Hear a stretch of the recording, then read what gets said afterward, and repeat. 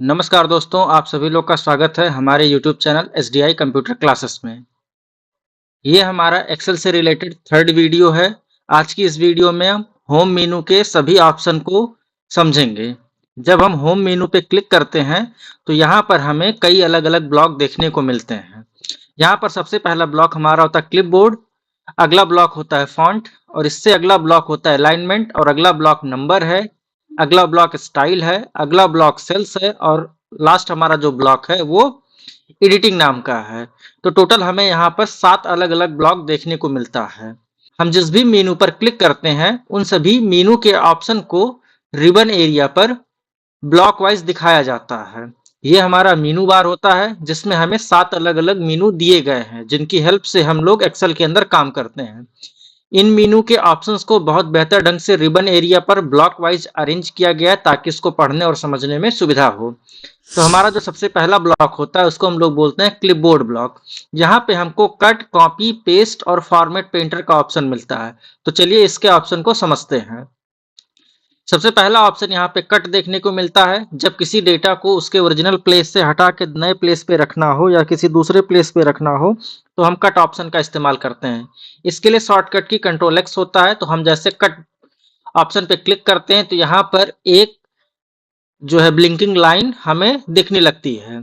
Cut किए गए data को जहां पर भी रखना होता है वहां पर हम क्लिक करेंगे। क्लिक करने के बाद हम पेस्ट ऑप्शन का इस्तेमाल करते हैं और इस पे क्लिक करने के बाद हमारा डेटा ओरिजिनल प्लेस से हटकर नए जगह पर आ जाता है। अगला ऑप्शन इसमें होता है कॉपी। जब किसी डेटा को उसके ओरिजिनल प्लेस से हमें नहीं हटाना होता है, बस हम चाह रहे हैं कि वो डेटा एक जगह और आ जाए, तो हम कॉपी ऑप्शन का इस्तेमाल करते हैं। इसके लिए शॉर्टकट की कंट्रोल सी होता है। इस डेटा का मुझे एक डुप्लीकेट बनाना है, तो मैं इस डेटा को सिलेक्ट करूंगा और कॉपी ऑप्शन पे क्लिक करूंगा और जहां पर भी मुझे डेटा को रखना है वहां पे क्लिक करके इस पेस्ट ऑप्शन का इस्तेमाल कर लूंगा। पेस्ट करने के लिए हम लोग कंट्रोल प्लस वी शॉर्टकट की का इस्तेमाल करते हैं, तो इससे हमारा डेटा डुप्लीकेट हो जाता है। अब इस ब्लिंकिंग लाइन को हटाने के लिए यहाँ से हम कीबोर्ड से एस्केप बटन को प्रेस करेंगे, तो हमारा ये ब्लिंकिंग लाइन जो सिलेक्शन होता है वो हट जाता है। अगला इसमें ऑप्शन दिया गया फॉर्मेट पेंटर का। जैसे मान लेते हैं यहाँ पर हमने इस हेडर पर कुछ फॉर्मेटिंग की है। फॉर्मेटिंग का मतलब उसका लुक चेंज करना। जैसे मैंने बोल्ड किया है, यहाँ पे मैंने इसका कलर चेंज कर दिया है, यहाँ से मैंने फॉन्ट का स्टाइल चेंज कर दिया है। अब यही सेम फॉर्मेटिंग मुझे यहाँ भी करना है। तो जो स्टेप मैंने इसके लिए लिया है, तो कोई जरूरी नहीं वो सारे स्टेप इसके लिए भी लिए जाएं। हम यहाँ से उसके फॉर्मेट को कॉपी करके यहाँ पर अप्लाई कर सकते हैं। तो इसके लिए हमें फॉर्मेट पेंटर ऑप्शन का यूज करना होता है। तो जिस भी डेटा से हमको फॉर्मेट लेना होता है उस डेटा पर क्लिक करेंगे, उसके बाद फॉर्मेट पेंटर ऑप्शन पर क्लिक करेंगे और जहां पर मुझे अप्लाई करना होगा उस सेल को हम सेलेक्ट कर देंगे। तो यहाँ पर हमारा फॉर्मेटिंग अप्लाई हो जाता है। बहुत आसान सा ऑप्शन है लेकिन बहुत यूजफुल है। उम्मीद करते हैं ये ब्लॉक आपको क्लियर हो गया होगा। अगले ब्लॉक की तरफ आते हैं। अगले ब्लॉक का नाम होता है फॉन्ट। यहाँ से सारी फॉर्मेटिंग के हमें ऑप्शंस मिलते हैं। यहाँ से हम सेल में मौजूद डेटा को बोल्ड कर सकते हैं, इटैलिक कर सकते हैं, अंडरलाइन कर सकते हैं, उनमें कलर फिल कर सकते हैं। सेल के अंदर हम कलर फिल कर सकते हैं, फॉन्ट का कलर चेंज कर सकते हैं, फॉन्ट के साइज को छोटा बड़ा कर सकते हैं, फॉन्ट का स्टाइल चेंज कर सकते हैं और बॉर्डर लगा सकते हैं। तो चलिए यहाँ पर हम इनके सारे ऑप्शंस को एक एक करके अप्लाई करते हैं। जैसे हमारा डेटा अगर मुझे इसको बोल्ड करना है, तो यहाँ पर हम इस ऑप्शन का इस्तेमाल करेंगे तो हमारा डेटा पहले से थोड़ा सा मोटा दिखने लगेगा। इसको हम लोग बोल्ड बोलते हैं। इसका शॉर्टकट की कंट्रोल के साथ बी होता है। तो जब हम कंट्रोल के साथ बी को प्रेस करेंगे तो अगर ये अप्लाई होगा तो बोल्ड को हटा देगा और बोल्ड नहीं होगा तो बोल्ड कर देगा। ठीक है। इसके अलावा इसका एक शॉर्टकट की और कंट्रोल के साथ 2, यानी जब हम कीबोर्ड से कंट्रोल और नंबर रो से 2 को प्रेस करते हैं तो ये बोल्ड को इनेबल और डिसेबल करता है। कंट्रोल बी के साथ साथ कंट्रोल 2 भी इसका शॉर्टकट की है। अगला ऑप्शन इसका इटैलिक है। इटैलिक करने के लिए हम इस ऑप्शन पे क्लिक करेंगे या कीबोर्ड से कंट्रोल आई बटन प्रेस करेंगे या कीबोर्ड से कंट्रोल के साथ 3 को प्रेस करेंगे तो हमारा इटैलिक इनेबल और डिसेबल होता है। तो यहाँ पे मैं कंट्रोल 3 के द्वारा इनेबल और डिसेबल कर रहा हूँ और इस बार मैं कंट्रोल आई के साथ इनेबल और डिसेबल कर रहा हूँ इटैलिक को। इसके अलावा हम ऑप्शन का भी इस्तेमाल करके इटैलिक को इनेबल और डिसेबल कर सकते हैं। तो मैंने यहाँ पे इटैलिक को इनेबल कर दिया है। अगला ऑप्शन अंडरलाइन के लिए होता है, जब हम इस पे क्लिक करते हैं तो सिलेक्टेड डेटा के नीचे ये अंडरलाइन बना देता है। अंडरलाइन करने के लिए हमारे पास शॉर्टकट की कंट्रोल यू होता है। जैसे मैंने शॉर्टकट की को प्रेस किया तो एक बार अंडरलाइन लगा रहा और एक बार हटा रहा है। इसके लिए एक और शॉर्टकट की है कंट्रोल के साथ 4। जब हम इसको प्रेस करते हैं तो अंडरलाइन को इनेबल और डिसेबल करता है, और यहाँ ऑप्शन से भी हम इसको इनेबल और डिसेबल कर सकते हैं। इसके अलावा इसमें ड्रॉप डाउन पे जब हम क्लिक करते हैं तो यहाँ पर हमको डबल अंडरलाइन का भी ऑप्शन मिल जाता है। इसकी मदद से हम लोग डबल अंडरलाइन भी सेट कर सकते हैं। अगला इसमें जो ऑप्शन है वो बॉर्डर के लिए होता है। तो यहाँ से हम सिलेक्टेड टेक्स्ट पर बॉर्डर सेट कर सकते हैं। अभी जो आपको यहाँ पे लाइनें दिख रही हैं, कुछ वर्टिकल लाइनें और कुछ हॉरिजॉन्टल लाइनें, इनको ग्रिड लाइंस बोलते हैं। ये लाइनें परमानेंट नहीं होती, इनको चाहें तो हम व्यू मेनू की मदद से लगा भी सकते हैं और हटा भी सकते हैं। लेकिन जब हम बॉर्डर लगा देते हैं तो ग्रिड लाइन हटाने के बाद भी वो बॉर्डर हमको दिखाई देता है। तो इसके लिए हम लोग इस ऑप्शन का इस्तेमाल करते हैं, जिससे हम अपने सेल पे बॉर्डर लगा सकते हैं। तो यहाँ पे बॉर्डर लगाने के बहुत सारे ऑप्शन है। केवल आप बॉटम में बॉर्डर लगा सकते हैं, केवल टॉप में लगा सकते हैं, लेफ्ट साइड में, राइट साइड में, सभी तरह के बॉर्डर को हटाने के लिए। और ये ऑल बॉर्डर है, यानी सेलेक्टेड टेक्स्ट के चारों तरफ ये बॉर्डर लगाएगा। और ये सिर्फ आउटसाइड में बॉर्डर लगाएगा, ये थिक बॉक्स बॉर्डर लगाएगा, यानी मोटा बॉर्डर लगाता है। तो कुछ और भी आगे ऑप्शंस दिए हैं, आप इनको ट्राई कीजिए। यहाँ पर हम ऑल बॉर्डर पे क्लिक करते हैं तो देखिए हमारा जो सिलेक्टेड टेक्स्ट है उसके चारों तरफ यहाँ पे बॉर्डर लग गया। अब अगर व्यू मेनू के अंदर हम जाके और यहाँ ग्रिड लाइन को हम हाइड करें तब भी देखिए ये बॉर्डर हमको दिखाई देता है। फिर से हम होम मेनू पे आते हैं। हमने ग्रिड लाइन को ऑन कर लिया, उसके बाद फिर हम होम मेनू पर आते हैं। और यहाँ पर अगर इस डेटा पर भी मुझे बॉर्डर लगाना हो तो इस ऑप्शन की हेल्प से हम यहाँ पे बॉर्डर को लगा सकते हैं। और अगर बॉर्डर हटाना है तो यहाँ से हम नो बॉर्डर ऑप्शन का इस्तेमाल करके बॉर्डर को डिसेबल कर देंगे। जैसे मुझे यहाँ पे बॉर्डर नहीं चाहिए, मैं इसको सेलेक्ट करूंगा और बॉर्डर को यहाँ से डिसेबल कर दूंगा। ठीक है। अगला ऑप्शन होता है सेल में कलर फिल करने के लिए। हम चाहें तो यहाँ पे इस ऑप्शन की हेल्प से सेल्स में कोई सा भी कलर यहाँ पर फिल कर सकते हैं। अगर आपको जरूरत है तो आप सेल के अंदर कलर फिल कर सकते हैं। जब आप कलर फिल करते हैं तो ग्रिड लाइंस नहीं दिखती हैं, तो इसके लिए यहाँ से आप बॉर्डर का इस्तेमाल कर लीजिए, तो ये लाइनें आपको दिखने लगेंगी बेहतर ढंग से।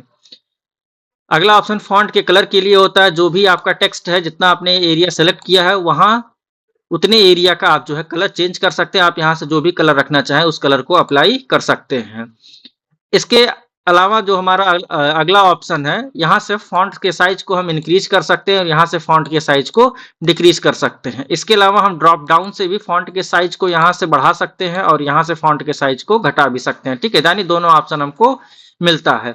इस ड्रॉप डाउन में जो हमारा मिनिमम फॉन्ट साइज है वो 8 है और यहाँ पे जो मैक्सिमम फॉन्ट साइज है वो 72 है। अगर हम ओवरऑल फॉन्ट के साइज को की बात करें तो यहाँ पर जो नंबर लिखा गया वहां पे हम 0 लिख के एंटर करेंगे तो देखिए हमको ओवरऑल इसने बता दिया कि मिनिमम फॉन्ट का साइज यहाँ पे हम 1 रख सकते हैं और मैक्सिमम फॉन्ट का साइज 409 पॉइंट रख सकते हैं। ये हमारा रेंज होता है। ठीक है, इससे ना हम कम कर सकते, 1 से कम नहीं हो सकता, 409 से ज्यादा नहीं हो सकता। ये हमारा फॉन्ट का साइज होता है और इसके अंदर हम इस ड्रॉप डाउन में जो चाहे वो फॉन्ट का साइज चूज करके अप्लाई कर सकते हैं। इसके अलावा यहाँ से इस ऑप्शन की हेल्प से हम फॉन्ट के साइज को कम और ज्यादा कर सकते हैं। अगला ऑप्शन यहाँ पे फॉन्ट के स्टाइल के लिए होता है। जब हम इस ऑप्शन पे क्लिक करते हैं तो यहाँ से हम फॉन्ट का अलग अलग स्टाइल सिलेक्टेड एरिया पर अप्लाई कर सकते हैं। ठीक है, अगर हमें पूरे सीट को एक बार में सेलेक्ट करना हो तो हम इस ऑप्शन इस जगह पर क्लिक करेंगे और जैसे हम इस जगह पे क्लिक करते हैं पूरी सीट एक बार में सेलेक्ट हो जाती है। किसी सेल के अंदर अगर कोई डेटा अगर मुझे यहाँ पे चेंज करना, जैसे मुझे यहाँ पे राहुल कुमार करना है, तो अगर इस सेल पे क्लिक करके डायरेक्टली हम टाइप करेंगे तो ये प्रीवियस में लिखे गए डेटा को रिमूव कर देगा। जैसे मैं यहाँ पे सोच रहा हूँ कि मैं कुमार बढ़ा दूं, लेकिन जैसे मैंने कुमार लिखा इसने क्या किया, उस सेल से राहुल वर्ड को हटा दिया। मुझे इसके अंदर जो भी चीज लिखना है तो हमें इस सेल पे डबल क्लिक करना होता है, तब वो चीज ऐड होगी। अगर विदाउट डबल किए यानी उसको एडिट मोड में लाए बिना अगर आप कोई डेटा लिखेंगे तो वो डेटा वहां से हट जाता है। जैसे मैं अमित है तो मैं चाह रहा हूं कि यहाँ पे अमित कुमार आ जाए, तो अब हम यहाँ पर इसको एडिट मोड में लाएंगे। तो या तो आप इस पे डबल क्लिक कीजिए और या तो आप F2 बटन को प्रेस कर दीजिए। सेल को एडिट करने का शॉर्टकट की F2 होता है। जब हम इस पे क्लिक करते हैं तो देखिए सेल हमारा एडिट मोड में आ गया। अब यहाँ पे जो कुछ भी ऐड करना है आप उसको ऐड कर सकते हैं कुछ इस तरीके से। ठीक है, अगला जो हमारा ब्लॉक होता है ये अलाइनमेंट नाम का होता है। इसके द्वारा हम सेल में सेट किए गए डेटा का अलाइनमेंट कर सकते हैं। एक चीज और ध्यान दीजिएगा, जब भी किसी सेल में हम कोई नंबर लिखते हैं तो वो राइट साइड में जाके शिफ्ट होता है और साथ ही साथ में वो बॉटम साइड में होता है। जब हम इस तरीके से रो की हाइट को बढ़ाते हैं, तो यहाँ पे आपको पोजीशन देखने को मिलता है कि इस सेल में जो नंबर है वो राइट साइड में है, लेकिन राइट साइड के अलावा ये बॉटम साइड में है। इसके अलावा जब हम कोई यहाँ पे लेटर लिखते हैं, जैसे मैंने यहाँ पे अपना नाम लिखा और एंटर करते हैं, तो ये नाम जो है हमारा लेफ्ट साइड में अलाइन हुआ है। जब हम इसको ड्रैग करते हैं तो देखिए ये लेफ्ट साइड में लेकिन बॉटम साइड में भी है। तो इसके पोजीशन को हम इन ऑप्शंस की हेल्प से चेंज कर सकते हैं।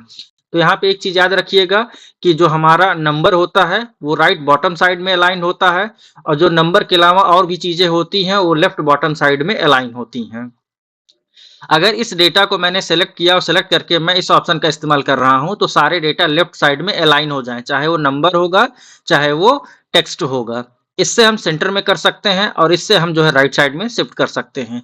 ये हमारा बाय डिफॉल्ट बॉटम में सेट है। इसके अलावा हम चाहे तो उसको सेंटर में कर सकते हैं और चाहे तो टॉप में कर सकते हैं। तो यहाँ पे जगह कम है, इसलिए आपको इफेक्ट सही से पता नहीं चलेगा। इसके लिए हम इस सेल पे क्लिक करते हैं और यहाँ से मैंने इसको लेफ्ट साइड किया, सेंटर किया और यहाँ से हमने राइट साइड किया। इसके अलावा हम इस डेटा को टॉप पे भी रख सकते हैं, मिडिल में भी रख सकते हैं और बॉटम साइड में भी रख सकते हैं। तो इस ऑप्शन का इस्तेमाल इसीलिए किया जाता है। अगर इन सारे सेल्स की हाइट को मुझे एक साथ बढ़ाना है, तो सबसे पहले देखते हैं कि अगर इस सेल की हाइट को मुझे बढ़ाना है तो 1 बाय 1 करके भी इस तरीके से बढ़ा सकते हैं, और अगर मुझे इन सबके हाइट को एक साथ बढ़ाना है तो सारे रो के हेडर को सिलेक्ट करेंगे जिनकी हाइट को मुझे कम या ज्यादा करना है। ऐसा करने से एक इक्वल साइज आपका घटेगा और बढ़ेगा। जब भी आप सेल के हाइट को छोटा करेंगे तो इक्वली बढ़ेगा, यानी जितना एरिया आपने सेलेक्ट किया है। ठीक है, तो आप इस तरीके से सेल के हाइट को कम या ज्यादा कर सकते हैं। जो भी जितना भी रो आपका होगा, जितना आपने सेलेक्ट किया है, उन सारे सेल्स रो के हाइट को एक साथ कम या ज्यादा कर सकता है। ठीक है, अगला इसमें जो ऑप्शन, तो अभी हम इसको सेलेक्ट करके इसकी हाइट को थोड़ा सा बढ़ा लेते हैं ताकि थोड़ा सा ये चीज हमको बढ़िया ढंग से दिखे। जितने भी कॉलम की विड्थ को बढ़ानी होगी उन सारे कॉलम के हेडर को सेलेक्ट करेंगे। सेलेक्ट करने के बाद हम यहां से इसको ड्रैग करेंगे। हम अपनी मर्जी से इसको छोटा और बड़ा कर सकते हैं, या तो हम यहां से भी इसको छोटा बड़ा कर सकते हैं। ठीक है, और अगर हमने इसकी हाइट को बढ़ाया और यहाँ पर हम डबल क्लिक कर दें या इस एरिया पे आके डबल क्लिक कर दें तो ये ऑटो फिट हो जाता है, यानी जितना डेटा होता है सेल में उतनी ही जगह आपको दी जाएगी, एक्स्ट्रा जगह नहीं दी जाएगी। यानी हमारे डेटा के अकॉर्डिंग सेल को ऑटो फिट कर दिया जाता है, और हम अपनी मर्जी से इसकी हाइट को भी इस तरीके से घटा और बढ़ा सकते हैं। अगर सिर्फ एक सेल के विड्थ को हमें कम ज्यादा करना है तो यहाँ से हम इस तरीके से सेल के विड्थ को कम और ज्यादा कर सकते हैं। उम्मीद करते हैं कि ये चीज आपको समझ में आ गई होगी। अगला ऑप्शन इसमें जो दिया गया है वो इंडेंट का दिया गया। जैसे यहाँ पर हमने इसको सेंटर में किया और यहाँ से हमने इसको मिडिल में किया। अगर हमें अपने डेटा का पोजीशन थोड़ा सा और आगे करना है तो यहाँ से हम इंक्रीज इंडेंट ऑप्शन पे क्लिक करेंगे, तो ये डेटा को आगे सेल में आगे की तरफ सेट करता है, और जब हम आगे बढ़ाएंगे तो इस ऑप्शन की हेल्प से हम इसको पीछे भी सेट कर सकते हैं। इसको हम लोग डिक्रीज इंडेंट बोलते हैं। ठीक है, तो यहाँ पे डेटा को हम क्या करते हैं, एकदम पीछे कर लेते हैं और यहाँ से हम इसको सेंटर में कर लेते हैं। अगला ऑप्शन इसके अंदर होता है ओरिएंटेशन का, यानी यहाँ पे हम सेल के अंदर मौजूद डेटा का ओरिएंटेशन चेंज कर सकते हैं। हम कुछ इस तरीके से टेक्स्ट को लिख सकते हैं। इसके अलावा हम कुछ इस तरीके से भी टेक्स्ट को लिख सकते हैं। अगर इसकी हाइट आपको कम लग रही है तो इसकी हाइट को आप यहाँ से बढ़ा सकते हैं। इसके अलावा हम इसको वर्टिकल भी लिख सकते हैं, तो इसके लिए आपको सेल की हाइट बहुत ज्यादा बढ़ानी पड़ेगी। इसके अलावा हम इसको इस तरीके से रोटेट करके भी लिख सकते हैं, या फिर इसके अलावा हम इस तरीके से भी लिख सकते हैं, या हम खुद किसी डिग्री पर अगर सेट करना चाहें तो इसको उस डिग्री पे सेट करके डेटा को सेट कर सकते हैं। जैसे मैंने यहाँ पर इस ऑप्शन की हेल्प से उसके एंगल को बता दिया है, अब उस एंगल पर डेटा हमारा शो होगा। ठीक है, तो इस ऑप्शन का इस्तेमाल जो भी सेल के अंदर डेटा होता है उसी के ओरिएंटेशन को ठीक करने के लिए किया जाता है। अगर इसको आपको नॉर्मल करना है तो यहाँ से आप इस ऑप्शन पे एक बार क्लिक कीजिए, दोबारा से फिर से इसी ऑप्शन पर क्लिक कर दीजिए। अभी ये ऑप्शन इनेबल है, तो जो ऑप्शन इनेबल होता है उसी पे अगर हम दोबारा क्लिक कर दे तो ऑप्शन को डिसेबल कर देगा। तो यहाँ से मैंने इस पे क्लिक किया तो ये हमारा जो डेटा है वो नॉर्मल बन गया जैसे पहले था। हमें यहाँ पर हम इसके हाइट को छोटा करते हैं। अगला ऑप्शन जो इसके अंदर होता है वो मर्ज एंड सेंटर है। हम चाह रहे हैं कि इन तीनों सेल को मिलाकर एक सेल बना दिया जाए ताकि हम यहाँ पे इंस्टीट्यूट का नेम लिख सकें। तो इसके लिए मुझे मर्ज एंड सेंटर ऑप्शन पे क्लिक करना होगा। जैसे हम इस ऑप्शन पे क्लिक करते हैं, इन्होंने तीनों सेल को मिलाकर एक सेल बना दिया। अब इस पूरे बड़े सेल का जो सेल एड्रेस होगा वो B1 ही होगा जो यहाँ पे लिखा हुआ है। यानी यहाँ पर C1 और D1 नाम का जो सेल एड्रेस है वो सब B1 के अंदर मौजूद होगा, यानी वो B1 में मर्ज हो चुका है। अब यहाँ पर C1 और D1 नाम का कोई सेल एड्रेस नहीं है, जो है वो B1 नाम का सेल एड्रेस मौजूद है। ठीक है, अब यहाँ पे हम जो कुछ भी डेटा लिखेंगे वो सारा डेटा B1 नाम के सेल एड्रेस में लिखा जाएगा। जैसे मैंने यहाँ पे SDI कंप्यूटर क्लासेस लिखा। ठीक है, अब ये डेटा इस तरीके से। अब हम चाहें तो इसके हाइट को, रो को कम ज्यादा कर सकते हैं। जैसे हमने यहाँ पे जो है इसके हाइट को,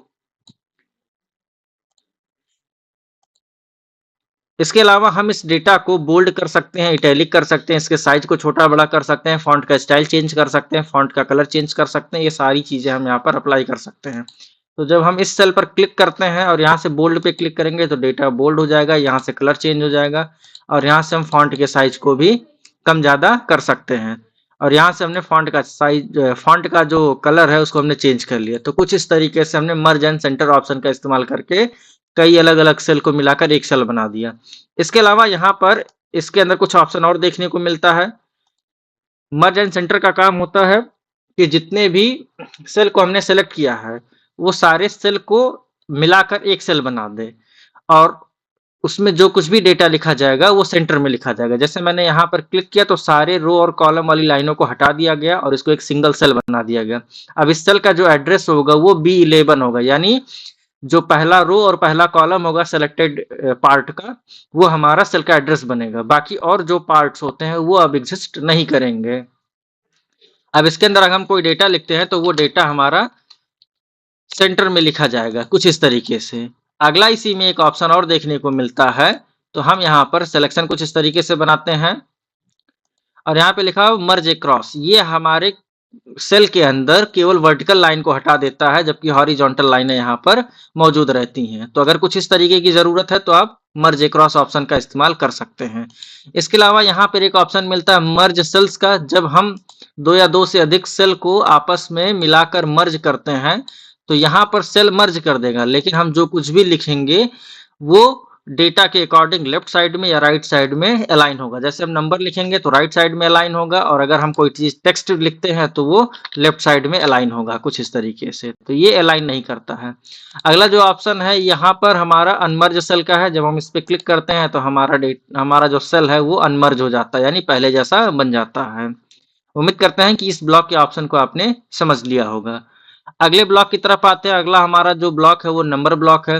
जैसे हमारे पास यहाँ पे एक नंबर लिखा गया है, अब इसको अगर मुझे डेसिमल में करना है तो यहाँ से हम डेसिमल में कर सकते हैं जितने भी पॉइंट में चाहिए। और डेसिमल में अगर कोई नंबर है उसको डेसिमल आपको कम करना है, डेसिमल नहीं चाहिए तो यहाँ से आप डेसिमल को हटा सकते हैं।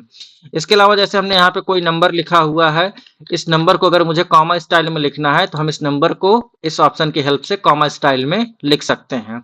इसके अलावा अगर मुझे परसेंटेज में रिप्रेजेंट करना तो हम परसेंटेज में भी रिप्रेजेंट कर सकते हैं।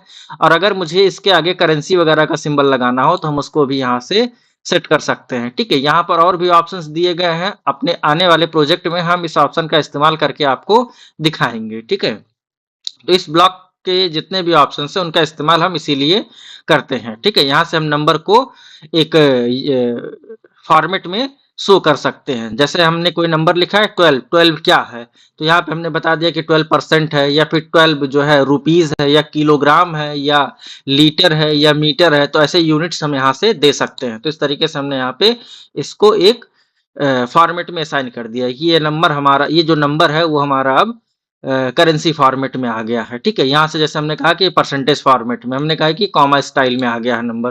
तो अभी ये नंबर छोटा इसलिए इस पे जो है कॉमा स्टाइल नहीं अप्लाई कर रहा है। ठीक है, यहाँ से हम जो है कॉमा को बढ़ा भी सकते हैं और यहाँ से कॉमा को घटा भी सकते हैं। अगले ब्लॉक की तरफ बढ़ते हैं। तो अगला ब्लॉक हमारा होता है स्टाइल नाम का। जब हम इस ब्लॉक के ऑप्शन को देखते हैं तो यहाँ पे 3 ऑप्शन देखने को मिलता है: conditional formatting, format as table और सेल्स स्टाइल। कंडीशनल फॉर्मेटिंग एक बहुत बेहतर ऑप्शन होता है। यहाँ पर हम एक कंडीशन के आधार पर सीट में मौजूद डेटा पर फॉर्मेटिंग कर सकते हैं। जैसे हमने सीट नंबर 2 पर एक डेटा जनरेट किया हुआ है, तो चलिए हम इस पे कुछ फॉर्मेटिंग अप्लाई करके आपको दिखाते हैं। जैसे ये हमारे पास एक डेटा है और इसमें जो है कुछ नंबर्स लिखे गए हैं। हम चाह रहे हैं कि इनमें जो भी नंबर 50 से कम है उनको मार्क कर दिया जाए, उनको हाईलाइट कर दिया जाए। तो ये चीज पॉसिबल होता है कंडीशनल फॉर्मेटिंग ऑप्शन के द्वारा। तो जब हम इस पे क्लिक करते हैं और यहाँ से सेल हाईलाइटिंग रूल्स पे आते हैं, तो हमको यहाँ पे ग्रेटर देन, जैसे मैंने कहा कि मुझे 50 से ज्यादा वाले नंबर को हाईलाइट कर दो, तो हम इस ऑप्शन का इस्तेमाल करेंगे। 50 से कम वाले के लिए हम इसका इस्तेमाल करेंगे। फिर मैंने कहा कि 30 से लेकर 50 के बीच के नंबर को हाईलाइट कर दो। इसके अलावा मैंने कहा कि जो 50 नंबर की इक्वल हो उसको आप कर दो। तो ये सारी चीजें हम यहाँ पे कर सकते हैं। तो मैं यहाँ पे आपको 50 नंबर से कम का मुझे दिखाना, तो मैं लेस देन ऑप्शन को चुनूंगा और यहाँ पे जो भी नंबर लिखा होगा आप उसको इरेज कर दीजिएगा। और यहाँ से जितने भी नंबर 50 से कम है वो सारे नंबर यहाँ पे देखिए हाईलाइट हो रहे हैं। आप चाहें तो यहाँ से उसका कलर भी चेंज कर सकते हैं, जो भी स्टाइल आप देंगे उस तरीके से टेक्स्ट लिखा हुआ आएगा। अगर हम चाह रहे हैं कि यहाँ पे वो नंबर दिखाया जाए जो 35 से कम हो, तो हम 35 लिखेंगे और यहाँ से ओके पे क्लिक करेंगे, तो ये वही नंबर को कलर को चेंज करेगा जिस जो 35 से कम है। यहाँ से मैं एक बार, अगर हम यहाँ से इसकी फॉर्मेटिंग को हटाना चाहें तो हम इस ऑप्शन पे क्लिक करेंगे, नीचे क्लियर रूल्स मिलता है और यहाँ से हम लोग जितने एरिया पर रूल सेट किया वो उसको हटा देगा। बाकी ये नीचे वाला ऑप्शन पूरे सीट पे मौजूद फॉर्मेटिंग को कंडीशन के आधार पे जो भी फॉर्मेटिंग लगाया है वो उसको रिमूव कर देगा। तो देखिए रिमूव हो गया। यहाँ से फिर से हम अप्लाई करते हैं। मैंने कहा कि 35 से ऊपर जो हो उसको दिखा दो, तो इस पर मैंने क्लिक किया तो 35 लिखा हुआ, मैं 40 कर लेता हूँ कि 40 से ऊपर जो भी नंबर है उनको दिखा दो। लेकिन यहाँ पर हम चाह रहे हैं कि फॉर्मेटिंग कुछ हमारे हिसाब से, तो जो भी ऑप्शन है मैंने वहां पे चूज किया येलो कलर और ओके पे क्लिक किया। तो इसने सेल को हाईलाइट कर दिया कि जो भी नंबर 40 से अबव हैं उन सारे नंबर को इसने हाईलाइट कर दिया। तो कुछ इस तरह के काम को करने के लिए हम लोग कंडीशनल फॉर्मेटिंग ऑप्शन का इस्तेमाल करते हैं। ठीक है, इसमें कुछ ऑप्शंस और भी दिए गए हैं। जैसे यहाँ पे दिया गया है टॉप ऑब्लिक बॉटम रूल्स, तो यहाँ से टॉप 10 आइटम्स के लिए है, परसेंटेज के लिए है, बॉटम 10 आइटम्स के लिए है, बॉटम 10% के लिए है, अबव एवरेज के लिए, बिलो एवरेज के लिए है। अपने नेक्स्ट वीडियो में हम एक प्रोजेक्ट बनाएंगे और उस प्रोजेक्ट में हम इन सारे ऑप्शंस का इस्तेमाल करके आपको दिखाएंगे, तब आपको बेहतर ढंग से समझ में आएगा। अभी के इस वीडियो में हम आपको केवल और केवल ऑप्शंस को एक्सप्लेन कर रहे हैं ताकि आपको समझ में आए कि इस ऑप्शन का क्या काम है। और जब हम कोई प्रोजेक्ट बनाते हैं तब हमें एक्चुअल में चीजों को यूज करना आता है। ठीक है, इसके अलावा यहाँ पे हमको डेटा बार देखने को मिलता है। जैसे यहाँ से हमने क्या किया है, पूरे डेटा को सेलेक्ट किया और इस पे जो भी हमने कंडीशन के आधार पर फॉर्मेटिंग की है उसको हम यहाँ से क्लियर कर देते हैं। ठीक है, यहाँ से एक डेटा को मैं चुनूंगा और यहाँ से इसको खींच के मैं बगल में ले आऊंगा। ठीक, और यानी डेटा को मैंने यहाँ से मूव कर लिया है। किसी भी डेटा को मूव करने के लिए उसको सेलेक्ट कीजिए और इस पे जब इस तरीके का फोरहेड एरो बनेगा तो आप उसको जब मूव करेंगे तो किसी भी डायरेक्शन में आप उसको मूव कर सकते हैं। ठीक है, तो मैंने इसको सेलेक्ट किया और मैंने इस पे डेटा बार पे क्लिक किया, तो देखिए हमारे डेटा को कुछ इस तरीके से दिखा रहा है। यानी जो नंबर जैसा होगा उसके सामने उतना जो है ये बार बना हुआ दिखाई देगा। जैसे 50 हो तो ये पूरा फिल है, ये 20 है तो यहाँ पे जो है आधा से कम जो है आपको दिखाया जा रहा है। यहाँ पे अगर हम 1 कर दें तो देखिए ये कुछ इस तरीके से दिखाएगा। अगर हम यहाँ पे 0 कर दें तो देखिए कुछ इस तरीके से दिखाई, सेल में अभी कोई भी डेटा नहीं है, जो नंबर है वो सबसे छोटा है। ठीक है, तो कुछ इस तरीके से ये नंबर को दिखा रहा है। यानी आपने जो नंबर यहाँ पे डिफाइन किया है वो ऑटोमेटिक मिनिमम और मैक्सिमम के अकॉर्डिंग ये डेटा बार इस पे बना देता है। ठीक है, इसको हटाने के लिए यहाँ से फिर हम वही ऑप्शन का इस्तेमाल करेंगे क्लियर सेल रूल्स, तो ये सारे डेटा यहाँ से हट जाएंगे। इसी तरीके से आप यहाँ पे कलर का स्टाइल भी लगा सकते हैं और यहाँ पे आप आइकन्स भी लगा सकते हैं। उन आइकन के अकॉर्डिंग जो है डेटा के आधार पर इस आइकन्स को सेट करता है। जैसे मैंने यहाँ पे टावर वाला सेट किया है तो देखिए नंबर की जैसे स्ट्रेंथ होती है उसके अकॉर्डिंग यहाँ पर ये सिग्नल्स बन जाते हैं। जिस जो नंबर ज्यादा मात्रा में होते हैं देखिए वहां पे टावर को फुल दिया, यानी सिग्नल को यहाँ पे फुल किया गया है। और जैसे जैसे नंबर कम होते जा रहे हैं वैसे यहाँ पे इसकी स्ट्रेंथ कम होती हुई दिखाई दे रही है। तो यही इसी ऑप्शन के लिए हम जो है इसी काम के लिए हम इस ऑप्शन का इस्तेमाल करते हैं। अगला इसमें जो हमारा ऑप्शन होता है वो फॉर्मेट एज ए टेबल का होता है। तो यहाँ से फॉर्मेट एज टेबल के लिए हम इस पे क्लिक करेंगे और यहाँ से कोई भी टेबल स्टाइल हम अपने डेटा पर अप्लाई कर सकते हैं। तो इसके लिए हम सीट नंबर 1 पर आते हैं और ये जो हमारा डेटा है इस डेटा पे हम टेबल का स्टाइल अप्लाई करते हैं। तो हम डेटा को सिलेक्ट करेंगे और यहाँ से इस ऑप्शन का इस्तेमाल करके डेटा पर टेबल का स्टाइल अप्लाई कर सकते हैं। जब भी हम किसी डेटा पर टेबल स्टाइल अप्लाई करते हैं तो ऑटोमेटिक यहाँ पे टेबल टूल्स ओपन हो जाता है जिसके अंदर डिजाइन मेनू एक्टिव हो जाता है। यहाँ से चीजों को हम लोग सेट कर सकते हैं। ठीक है, तो इसको एक बार आप देखिए क्या क्या चीजें कर सकते हैं। यहाँ से हम इसके स्टाइल को अगर चेंज करना चाहें तो अभी भी हम यहाँ से चेंज कर सकते हैं। ठीक है, फिर से हम होम मेनू में आते हैं। जब भी हम टेबल स्टाइल अप्लाई करते हैं तो यहाँ पर जो हेडर लाइन होता है उस पे ये फिल्टर का बटन आ जाता है, तो इसको देखकर परेशान नहीं होना, आप इसको बहुत आराम से हटा सकते हैं। इसको हटाने के लिए सॉर्ट एंड फिल्टर ऑप्शन पे क्लिक करेंगे और यहाँ से फिल्टर वाला ऑप्शन अभी देखिए इनेबल है ना, ये लाइट इस पे जल रही है, इसका मतलब ये ऑप्शन इनेबल है। अब इसको डिसेबल करने के लिए आप इसी पे दोबारा क्लिक करेंगे तो ये देखिए फिल्टर वाला बटन यहाँ से डिसेबल हो जाता है। अगर ये चाहिए तो आप इसको फिर से इनेबल कर सकते हैं। ठीक है, तो अभी मैं यहाँ पर इसको हटा लेता हूँ ताकि कंफ्यूजन ना हो। इसके अलावा अगर हमारे पास ये डेटा है, मुझे इस पे टेबल स्टाइल अप्लाई करना है, तो मैं कंट्रोल के साथ टी बटन को प्रेस करूंगा तो हमारा क्रिएट टेबल नाम का डायलॉग बॉक्स ओपन होता है और इस पे ये डिफॉल्ट टेबल स्टाइल खुद से दे देता है। तो इस काम को हम शॉर्टकट की से भी कर सकते हैं। इसके अलावा यहाँ पर सेल स्टाइल भी दिया गया। जैसे मान लेते हैं कोई हमारे पास डेटा है और उसको मुझे टेबल में नहीं सेट करना है, मुझे बस उसके सेल के स्टाइल को चेंज करना है, तो यहाँ से हम अलग अलग सेल स्टाइल जो है अप्लाई कर सकते हैं। यहाँ पे बहुत सारे ऑप्शंस दिए गए, इनकी हेल्प से आप जो भी सेल का स्टाइल चेंज करना चाहें उसको चेंज करके अप्लाई कर सकते हैं। ठीक है, अगला इसमें जो ब्लॉक होता है वो सेल्स नाम का ब्लॉक होता है, बहुत इंपॉर्टेंट ऑप्शन होता है। यहाँ पर इंसर्ट करने का ऑप्शन मिलता है, डिलीट का ऑप्शन मिलता है और फॉर्मेट का ऑप्शन मिलता है। इस ऑप्शन की हेल्प से हम सेल को इंसर्ट कर सकते हैं, रो को इंसर्ट कर सकते हैं, कॉलम को इंसर्ट कर सकते हैं और एक सीट को भी इंसर्ट कर सकते हैं। चलिए हम इस ऑप्शन को समझते हैं। जैसे मान लेते हैं मुझे यहाँ पर इस पोजीशन पे जहां मैंने सेलेक्ट किया है तो इसका जो पोजीशन है वो कॉलम नंबर आई है और रो नंबर 8 है। मैं चाह रहा हूं कि यहाँ पर एक ब्लैंक सेल ऐड हो जाए। तो जब हम यहाँ पे ब्लैंक सेल ऐड करेंगे तो इसमें यहाँ पे जो अभी डेटा लिखा गया है वो डेटा किधर जाए, तो ये हमको दो ऑप्शन देता है, या तो डेटा को राइट साइड में शिफ्ट कर दीजिए या तो बॉटम साइड में शिफ्ट कर दीजिए। बाय डिफॉल्ट ये हमको बॉटम में शिफ्ट करने का ऑप्शन देता है। तो जब हम इंसर्ट ऑप्शन पे क्लिक करके इंसर्ट सेल पे क्लिक कर रहे हैं तो यहाँ पे देखिए कह रहा है कि शिफ्ट सेल डाउन, यानी जब यहाँ पे एक नया सेल हम क्रिएट करेंगे तो डेटा को मैं नीचे सेट कर दूंगा। अगर आपको उस बात से एग्री है तो आप यहाँ से ओके करेंगे।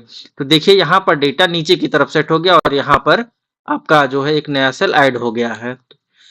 अभी हमने यहाँ पर जब सेल ऐड किया तो यहाँ पे नंबर चेंज हो गया, क्योंकि इस नंबर को हमने इक्वल रैंड बिटवीन नाम के फंक्शन से जनरेट किया हुआ है। तो इस वजह से जब भी हम यहाँ पे कोई नंबर चेंज करेंगे तो ये फंक्शन ऑटोमेटिक पूरे डेटा को चेंज कर देता है। तो यहाँ से सबसे पहले हम कंट्रोल जेड करेंगे और यहाँ से इसकी फॉर्मेटिंग को हम चेंज करेंगे।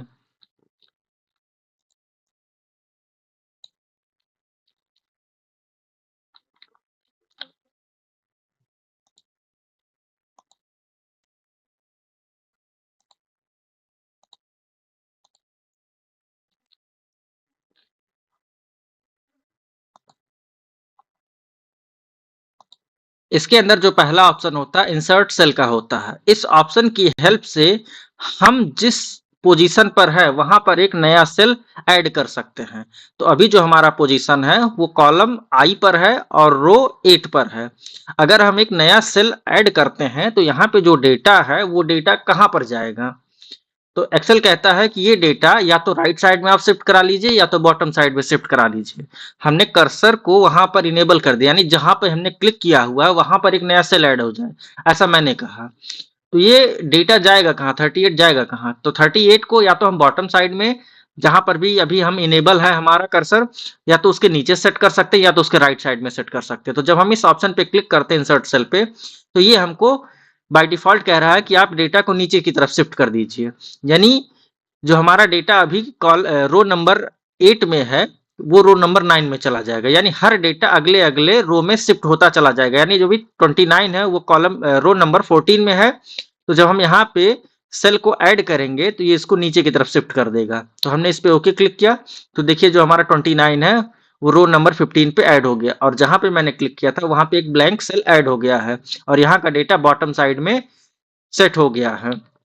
हम कंट्रोल जेड करते हैं, यहाँ पर एक ऑप्शन और भी दिया गया है, हम चाहे तो इसको राइट साइड में भी शिफ्ट कर सकते हैं। तो इस पर क्लिक करेंगे तो डेटा हमारा राइट साइड शिफ्ट होएगा, यानी जो डेटा कॉलम आई में था वो डेटा कॉलम जे में पहुंच गया और इस पोजीशन पर हमको एक ब्लैंक सेल मिल गया है। अब यहाँ पे जो भी डेटा आप रखना चाहें उस डेटा को ऐड कर सकते हैं। ये बात थी सेल को ऐड करने की, तो इस तरीके से हम सेल को ऐड कर सकते हैं।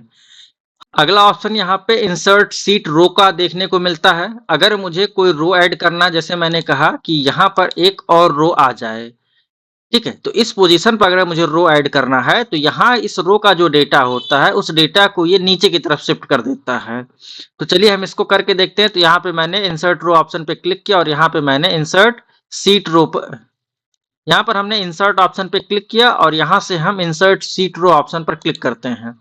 तो ये हमारे उस पोजीशन पर जहां पर मैंने क्लिक किया हुआ था वहां पर इसने एक रो को ऐड कर दिया। ठीक इसी तरीके से अगर मुझे इस पोजीशन पर एक कॉलम चाहिए तो जब हम कॉलम ऐड करते हैं तो यहाँ पे जितने भी डेटा कॉलम में अरेंज किए गए सेट किए गए हैं, इस डेटा को ये बाय डिफॉल्ट राइट साइड में शिफ्ट कर देता है और इस जगह पर हमको एक ब्लैंक कॉलम दे देता है। यानी जहां पर हम क्लिक करते हैं उसी पोजीशन को ये बता रहा है कि यहीं पर कॉलम आपको दिया जाएगा, लेकिन यहाँ का जो डेटा है वो राइट साइड में शिफ्ट कर दिया जाएगा।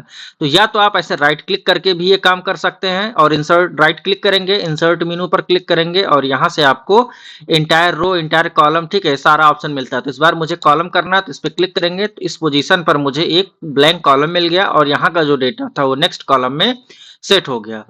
ठीक इसी तरीके से जब हम रो को इंसर्ट करते हैं तो जहां पर जैसे मैंने यहाँ पे क्लिक किया हुआ है तो इस रो के सभी डेटा को नीचे वाले रो में सेट कर दिया जाएगा और यहाँ पे हमको एक ब्लैंक रो मिल जाएगा। ठीक है, तो ये तरीका होता है सेल को ऐड करने का, रो को ऐड करने का और कॉलम को ऐड करने का। ठीक इसी तरीके से हम यहाँ पे सीट चाहे तो सीट भी ऐड कर सकते हैं। अभी हमको 3 सीट मिला हुआ काम करने के लिए, नई सीट लेने के लिए हम यहाँ से भी क्लिक कर सकते हैं और हमको नई सीट मिल जाती है। इसके अलावा हम इस बटन पे भी क्लिक करके नई सीट ले सकते हैं। नई सीट को ऐड करने का शॉर्टकट की होता है शिफ्ट प्लस F11। इसकी हेल्प से भी हम नई सीट को ले सकते हैं। ठीक है, हम अपने इस सीट पर फिर से वापस आते हैं और अगला ऑप्शन जो हमारा होता है डिलीट। तो जैसे हमने यहाँ पर इंसर्ट ऑप्शन का इस्तेमाल करके रो को, कॉलम को, सेल को और सीट को ऐड किया हुआ है, उसी तरीके से हम इसको इरेज भी कर सकते हैं। जैसे हमने यहाँ पे कुछ नंबर लिखा और यहाँ पर हम इस नंबर को, इस सेल को डिलीट करना चाह रहे हैं। तो जब हम इस सेल को डिलीट करेंगे तो यहाँ पर या तो नीचे वाला डेटा ऊपर शिफ्ट होगा या तो लेफ्ट साइड वाला डेटा यहाँ पर शिफ्ट होगा। तो हम इसके नीचे आ जाते हैं और यहाँ पे एक नंबर जल्दी से जनरेट कर लेते हैं ताकि आपको चीजें बेहतर ढंग से समझ में आए। और इसके बगल में भी हमने कुछ नंबर्स टाइप कर दिए हैं इस तरीके से। ठीक है, हमें इस सेल को यहाँ से डिलीट करना है। तो इस सेल को जब हम डिलीट करेंगे या तो नीचे वाला डेटा ऊपर आ जाएगा या तो राइट साइड वाला डेटा इस जगह पर आ जाएगा। तो चलिए इसको हम ट्राई करके देखते हैं। हमने इस पे क्लिक किया, डिलीट सेल पे क्लिक किया और कह रहा है कि सेल शिफ्ट किधर करना है, ऊपर की तरफ या लेफ्ट की तरफ। तो हमने इस बार ऊपर की तरफ शिफ्ट करा लिया है। ठीक है, तो देखिए नीचे वाला डेटा सेलेक्ट शिफ्ट होके ऊपर की तरफ आ गया। कंट्रोल जेड करते हैं और अगली बार हम यहाँ से लेफ्ट वाला ऑप्शन इस्तेमाल कर रहे हैं। तो यहाँ से देखिए डेटा शिफ्ट हो गया इधर। तो यानी जो ये सेल डिलीट हुआ, इस सेल की जगह पर राइट साइड वाला डेटा लेफ्ट साइड में आके सेट हो गया। ऐसे ही जब हम यहाँ पर अप सेल का लेते हैं तो नीचे वाला डेटा ऊपर की तरफ सेट हो जाता है। ठीक है, तो ये सेल को डिलीट करने का जो है ऑप्शन होता है और यहाँ से शिफ्टिंग हमें जानना होता है कि किस डायरेक्शन में हो रहा है। तो अगर हम सेल को डिलीट कर रहे हैं तो या तो राइट साइड वाला डेटा लेफ्ट की तरफ आता है या बॉटम साइड वाला डेटा ऊपर की तरफ आ जाता है। तो इस चीज का ध्यान रखिएगा। जैसे हम सेल को ऐड करते हैं तो डेटा राइट साइड में शिफ्ट होता है या बॉटम साइड में शिफ्ट होता है। इसी का ठीक अपोजिट है, जब हम सेल को डिलीट करते हैं तो डेटा लेफ्ट साइड सेट हो सकता है या डेटा अप साइड में शिफ्ट हो सकता है। यानी जो डेटा हमारा नीचे गया है वो डेटा ऊपर की तरफ शिफ्ट हो जाएगा या जो डेटा राइट साइड में है वो लेफ्ट साइड में आके सेट हो जाता है। इस चीज का विशेष ध्यान रखिएगा, इससे बहुत कंफ्यूजन रहता है। इसके अलावा अगर मुझे कोई कॉलम डिलीट करना है तो यहाँ से हम कॉलम भी डिलीट कर सकते हैं। यहाँ से डिलीट रो और कॉलम, तो मुझे कॉलम डिलीट करना है तो इसको मैंने डिलीट कर दिया। इसको भी डिलीट करना है तो इसको भी आप आराम से डिलीट कर सकते हैं, तो कॉलम आपका डिलीट हो जाएगा। अगर किसी रो को डिलीट करना है तो आप रो को भी डिलीट कर सकते हैं। यहाँ से हमने रो को डिलीट कर दिया। इस रो को भी डिलीट करना है तो यहाँ से हमने इस वाले रो को भी डिलीट कर लिया। इसके अलावा हम राइट क्लिक करके भी डिलीट ऑप्शन की हेल्प से सेल को, रो को और कॉलम को डिलीट कर सकते हैं। यहाँ पर हमें ऑप्शन अगला दिया गया है सीट को डिलीट करने का। तो अभी जो हमने सीट इंसर्ट किया था तो उसकी उस सीट को हम यहाँ से डिलीट कर सकते हैं। ठीक है, तो हमने जो दो सीट को ऐड किया था उन दोनों सीट को यहाँ से हम डिलीट कर दे रहे हैं। ठीक है, अगला इसमें जो ऑप्शन होता है फॉर्मेट का होता है। इसकी हेल्प से हम यहाँ से रो के हाइट को कंट्रोल कर सकते हैं, यानी कम और ज़्यादा कर सकते हैं, कॉलम के विड्थ को कम और ज़्यादा कर सकते हैं, सीट को हाइड और अनहाइड कर सकते हैं, सीट को रीनेम कर सकते हैं, उनको मूव या कॉपी कर सकते हैं। यहाँ पे जो सीट का टैब होता है उसका कलर हम चेंज कर सकते हैं, ठीक है।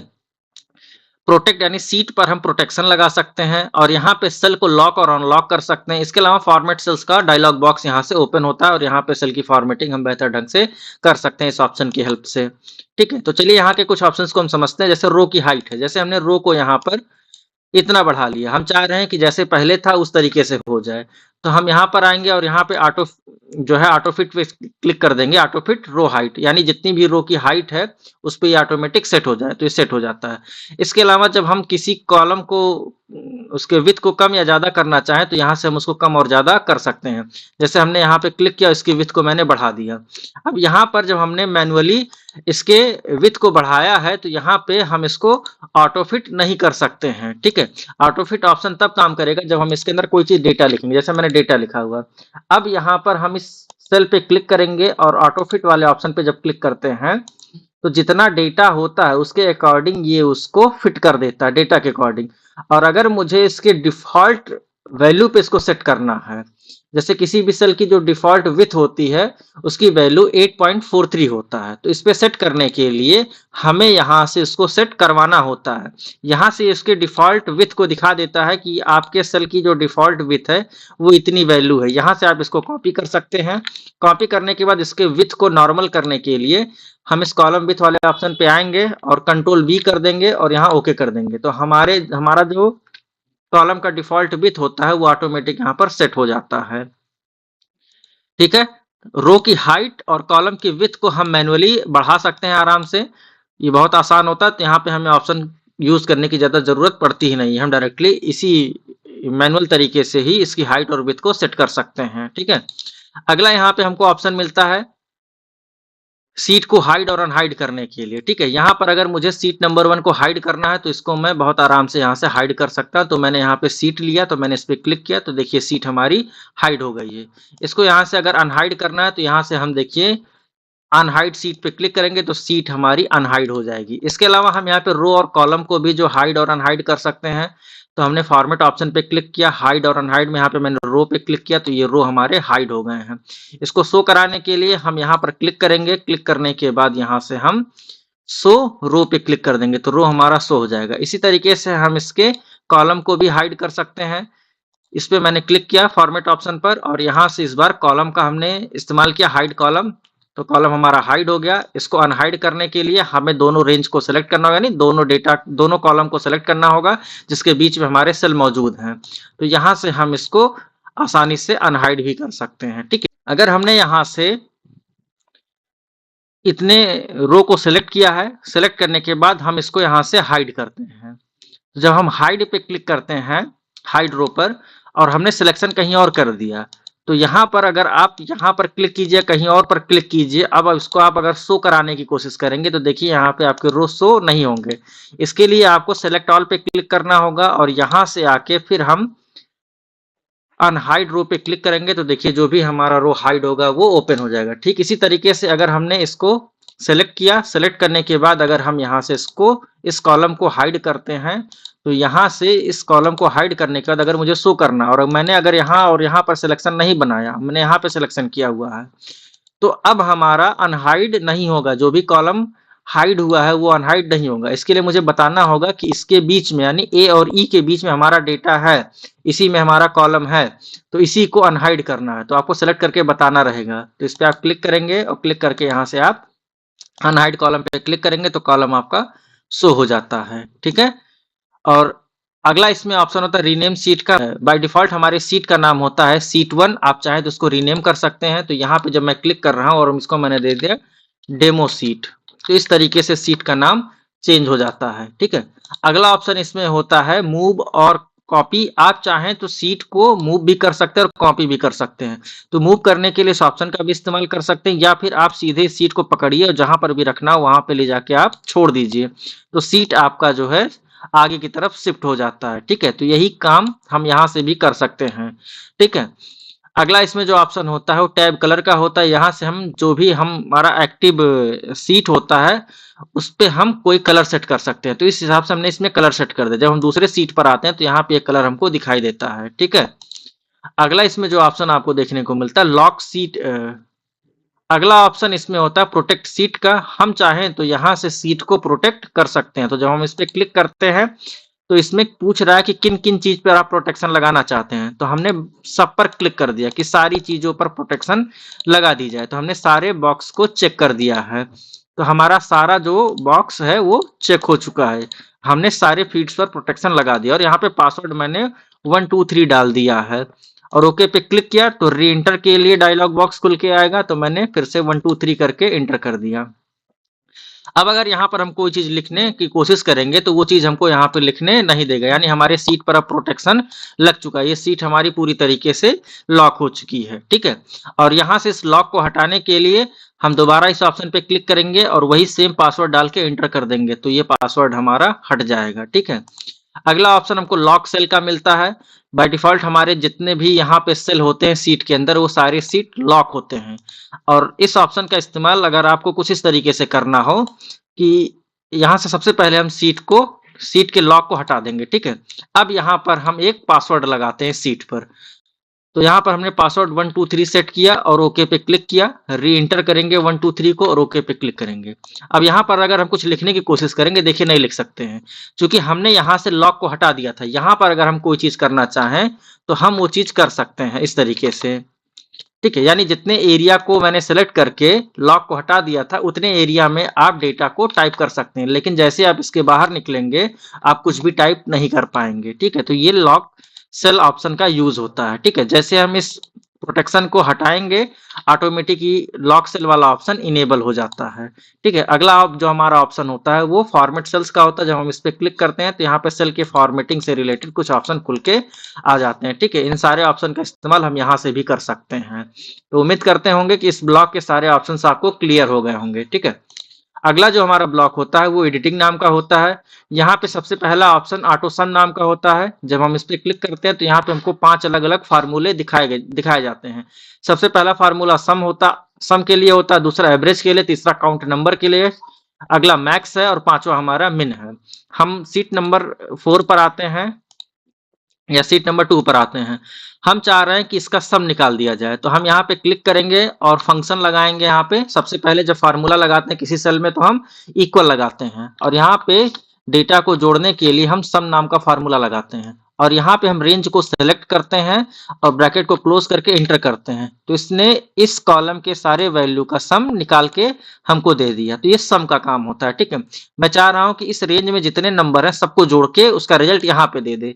तो जहां पे रिजल्ट चाहिए वहां पर क्लिक करेंगे और फार्मूला यहाँ पे लगाएंगे, सॉरी फंक्शन लगाएंगे इक्वल सम, ब्रैकेट को ओपन करेंगे और रेंज को सिलेक्ट करेंगे। रेंज को सिलेक्ट करने के बाद ब्रैकेट क्लोज करके एंटर कर देंगे। तो इसने इस रेंज के अंदर मौजूद सारे नंबर का सम निकाल के यहाँ पर दे दिया है। ये सम फंक्शन का काम होता है। अगर आपको सम फंक्शन लगाना है तो आप इसके लिए शॉर्टकट की भी इस्तेमाल कर सकते हैं। अल्ट के साथ इक्वल होता है, ऑटोमेटिक यहाँ पे नंबर जनरेट हो जाता है और रेंज आपको अपने हिसाब से सिलेक्ट करना होता है। जितना रेंज आप सिलेक्ट करेंगे उस रेंज के सारे नंबर्स का सम आपको दे देगा कुछ इस तरीके से, ठीक है। अगला इसमें जो फंक्शन होता है वो आपका एवरेज के लिए होता है। जैसे मान लीजिए मुझे इसका एवरेज चाहिए तो एवरेज के लिए हम इक्वल लिखेंगे और एवरेज फंक्शन का इस्तेमाल करेंगे।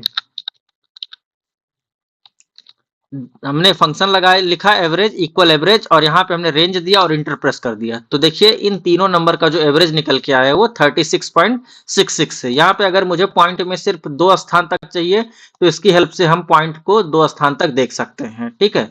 इसके अलावा इसमें जो अगला हमारा फंक्शन होता है वो काउंट नंबर का। जैसे मुझे काउंट करना है कि इन तीनों कॉलम में कितने नंबर हैं तो हम यहाँ पे इक्वल लिखेंगे, काउंट लिखेंगे और यहाँ से ब्रैकेट को ओपन करेंगे और इस रेंज को सिलेक्ट करेंगे और यहाँ से इंटर बटन प्रेस कर देंगे। तो इसमें टोटल 27 नंबर मौजूद हैं, ठीक है। अगला इसमें जो ऑप्शन होता है मिन का होता है और मैक्स का होता है।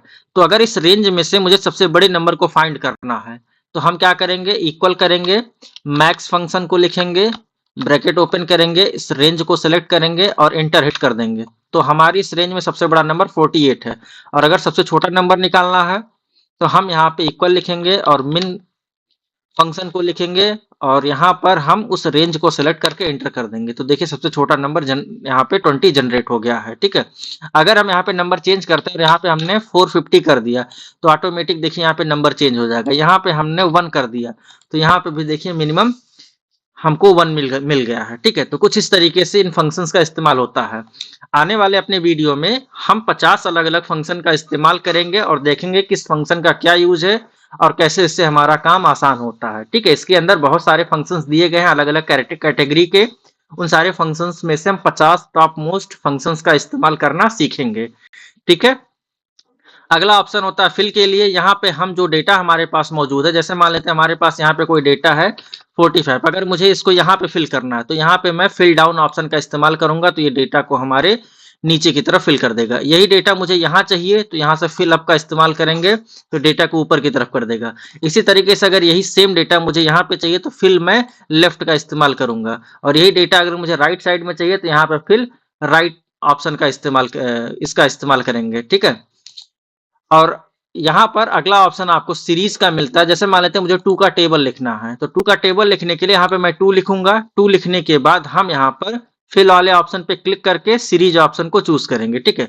स्टेप वैल्यू कितना लेना है, हम जिस भी नंबर का टेबल पढ़ते हैं उसमें सारे नंबर उसी नंबर के स्टेप से आगे बढ़ते हैं। जैसे 2 का टेबल पढ़ रहे हैं तो 2 के टेबल में सारे नंबर 2 के डिफरेंस पे मिलता जाता है। 3 का टेबल पढ़ते हैं तो 3 के डिफरेंस से वो नंबर बढ़ता जाता है। जैसे 3 के आगे 6 के आगे 9, यानी हर बार 3 उसमें ऐड हो रहा है, यानी उसमें 3 का स्टेप लिया गया है। तो 2 का टेबल लिखना है तो यहाँ पे हम 2 का स्टेप लेंगे और कहाँ तक चलना है, 2 का टेबल 20 तक पढ़ते हैं तो 20 लिखेंगे और यहाँ पर ओके पर क्लिक कर देंगे। तो देखिए इसने हमारे 2 के टेबल को जनरेट कर दिया है, इसने रो में किया है। आप चाहे तो इसको कॉलम में भी कर सकते हैं। तो कॉलम में करने के लिए फिर से मेरा सिलेक्शन यहीं पर रहेगा और फिल के अंदर सीरीज ऑप्शन का इस्तेमाल करेंगे और यहाँ पे मुझे कॉलम चुनना है। यहाँ पे मुझे स्टेप वैल्यू बताना है कि मुझे यहाँ पे 2 का चाहिए और कहाँ तक जाना है, 20 तक। तो मैंने 20 लिखा और ओके पे क्लिक कर दिया तो इसने 2 का टेबल जो है 20 तक जनरेट कर दिया, ठीक है। उम्मीद करते हैं कि फिल ऑप्शन आपको क्लियर हो गया। अगला ऑप्शन क्लियर का होता है। यहाँ से आप क्लियर ऑल पे अगर क्लिक करते हैं तो जितना भी एरिया आपने सेलेक्ट किया होगा वो सारे डेटा को क्लियर कर देगा। आप चाहे तो फॉर्मेट को ही केवल क्लियर कर सकते हैं, आप चाहें तो कंटेंट को क्लियर कर सकते हैं, ठीक है, या आप कमेंट्स को कर सकते हैं या हाइपरलिंक को कर सकते हैं, ठीक है। तो यहाँ पर ओवरऑल जो ऑप्शन होता है वो डेटा को क्लियर करने का होता है, ठीक है। जैसे मान लेते हैं मुझे यहाँ से फॉर्मेटिंग हटानी है तो यहाँ से मैं फॉर्मेट्स पे क्लिक करूंगा, देखिए इसने यहाँ से फॉर्मेट को हटा दिया। और अगर मुझे मान लेते हैं ये डेटा हटाना है तो यहाँ से हम इस पे क्लिक करेंगे और यहाँ से क्लियर ऑल पे क्लिक करेंगे तो सारा डेटा इसने यहाँ से इरेज कर दिया। इस ऑप्शन का इस्तेमाल इसीलिए किया जाता है। अगला ऑप्शन सॉर्ट एंड फिल्टर का होता है। सॉर्ट का मतलब होता है डेटा को असेंडिंग या डिसेंडिंग ऑर्डर में सेट करना। जैसे हमारे पास ये डेटा है, मैं चाह रहा हूँ कि इसको असेंडिंग ऑर्डर में सेट कर दिया जाए तो इस ऑप्शन की हेल्प से हम स्मॉलेस्ट टू लार्जेस्ट और लार्जेस्ट टू स्मॉलेस्ट में सेट कर सकते हैं। तो यहाँ पे हमने स्मॉलेस्ट टू लार्जेस्ट वाले ऑप्शन पे क्लिक किया और यहाँ से ओके पे मैंने क्लिक किया तो देखिए ये हमारा डेटा अरेंज हो गया है असेंडिंग ऑर्डर में। अगर इस कॉलम में मौजूद नंबर को मुझे डिसेंडिंग ऑर्डर में करना है तो यहाँ पर इस बार हम लार्जेस्ट टू स्मॉलेस्ट ऑप्शन का इस्तेमाल करेंगे। इस पर जब हम क्लिक करते हैं और स्टार्ट पे क्लिक करते हैं तो ये हमारे डेटा को असेंडिंग ऑर्डर में ये हमारे डेटा को डिसेंडिंग ऑर्डर में सेट कर देता है, ठीक है। अगला ऑप्शन इसमें जो होता है फिल्टर का होता है। फिल्टर ऑप्शन का इस्तेमाल कुछ हम इस तरीके से कर सकते हैं। तो इसके लिए मैं एक डेटा लिखता हूं ताकि आपको बेहतर ढंग से समझ में आए। जैसे यहाँ पे मैंने लिखा नेम या फिर मैंने यहाँ पे कोर्स लिखा और यहाँ पे मैंने फीस लिखा, ठीक है, और यहाँ पे मैं नेम भी लिख लेता हूँ। अब यहाँ पे मैं कुछ रैंडम नेम ABCD से लिख लेता हूँ, ठीक है। मान लेते हैं कुछ इस तरीके से नंबर, ठीक। कोर्स यहाँ पे मैंने CCC लिखा, फिर इंटर करते हैं, फिर मैंने CCC लिखा, फिर मैंने यहाँ पे DCA कर दिया, फिर मैंने CCC लिखा, फिर मैंने यहाँ पे DCA कर दिया और लास्ट में मैंने टैली कर दिया, ठीक। और यहाँ पे फीस में मैं 200 किया, 200 किया, 300 किया, फिर मैंने 200 किया, फिर मैंने 300 किया और फिर मैंने 500 कर दिया। अब यहाँ पर हम इस हेडर को सेलेक्ट करेंगे और यहाँ से फिल्टर वाले ऑप्शन को इनेबल करेंगे। फिल्टर का काम होता है एक बड़े से डेटा में से जो चीज हम देखना चाहें सिर्फ उसी को दिखाए। तो जब हम इस कोर्स वाले ऑप्शन पे क्लिक करेंगे और यहाँ से सिलेक्ट ऑल वाले ऑप्शन को अनचेक करेंगे तो यहाँ से सारा जो हमारा कोर्स है हमको दिखने लगेगा। अब जो कोर्स हमको देखना है उस पर केवल चेक करेंगे और ओके करेंगे तो यहाँ पे सिर्फ उसी कोर्स को दिखाया जाएगा जिसको मैंने चेक किया हुआ है। यानी अगर मुझे देखना हो कि ट्रिपल सी के कितने बच्चे हैं और कौन-कौन से बच्चे हैं, तो आप इसको देख सकते हैं। इसके अलावा अगर आप डीसीए को देखना चाह रहे हैं, तो आप केवल डीसीए को सिलेक्ट करके ओके कर देंगे, तो सिर्फ आपको डीसीए का जो है बच्चा और उसका कोर्स दिखाई देगा, ठीक है। और अगर आप डीसीए के साथ टैली भी देखना चाहते हैं, तो दोनों को सिलेक्ट करके ओके कर देंगे, ठीक है।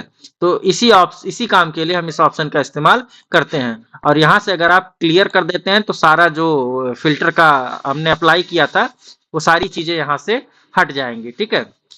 अगर हमें ये फिल्टर ऑप्शन यहाँ से हटाना है, तो हम इसको सिलेक्ट करेंगे। सिलेक्ट करने के बाद यहाँ से फिल्टर ऑप्शन पे क्लिक करेंगे, तो ये चीजें यहाँ से हट जाएंगी, ठीक है। इस ब्लॉक का जो सबसे लास्ट ऑप्शन है वो फाइंड एंड सेलेक्ट का होता है। अगर मुझे अपने सीट में से कुछ चीजों को फाइंड करना है, किसी डेटा को फाइंड करना है, तो उसको हम बहुत आराम से फाइंड कर सकते हैं। और यहाँ पे हम एक बार में पूरी सीट को सिलेक्ट भी कर सकते हैं। तो फाइंड वाले ऑप्शन पे जब हम क्लिक करते हैं और मुझे यहाँ पे हमने कहा कि हमको टैली दिखा दो कहाँ कहाँ पर लिखा हुआ है, तो यहाँ से हम फाइंड ऑल पे क्लिक करेंगे, तो देखिए दिखा रहा है कि बुक 1 नाम की जो फाइल है उसके अंदर C2 पर मौजूद है और इसका जो सेल एड्रेस है E45 है, ठीक है। और यहाँ पे टैली लिखा गया है। तो इस तरीके से आप किसी पार्टिकुलर डेटा को फाइंड कर सकते हैं कि वो आपके सीट में एग्जिस्ट कर रहा है या नहीं कर रहा है, ठीक है। अगला इसमें जो ऑप्शन होता है रिप्लेस का, अगर यहाँ पे मुझे टैली को चेंज करके मुझे ओ लेवल करना है, मान लेते हैं हम गलती से लिख दिए, तो यहाँ पे हम ओ लेवल भी कर सकते हैं, ठीक। और यहाँ पे हमने रिप्लेस ऑल पे क्लिक कर दिया, जहां जहां पर है उसको ओ लेबल कर दो। तो इस तरीके से देखिए यहाँ पर जो टैली था उसको रिप्लेस करके ओ लेबल कर दिया गया। यहाँ पे स्पेलिंग गलत है तो कोई दिक्कत नहीं है, हमको केवल यहाँ पे समझना होता है, ठीक है। अगला इसमें ऑप्शन गो टू होता है। गो टू की मदद से हम किसी भी टेबल पर जंप करके पहुंच सकते हैं, तो इसी के लिए इस ऑप्शन का इस्तेमाल किया जाता है, ठीक है। अगला इसमें और भी बहुत सारे ऑप्शंस होते हैं, ठीक है। जैसे यहाँ पे गो टू स्पेशल है, तो यहाँ पे हम किसी कंडीशन के आधार पर किसी कमेंट पर या किसी फार्मूले पर, ठीक है, जंप करके पहुंच सकते हैं। तो आने वाले प्रोजेक्ट हैं, उन प्रोजेक्ट में हम आपको इसका इस्तेमाल करके दिखाएंगे। अगला जो ऑप्शन होता है फार्मूला का होता है। जब हम इस पर क्लिक करते हैं तो उन सारे सेल्स को हाईलाइट कर देता है जिसको फार्मूले के द्वारा जनरेट किया गया, यानी जहां पर फार्मूला लगाया गया है, ठीक है।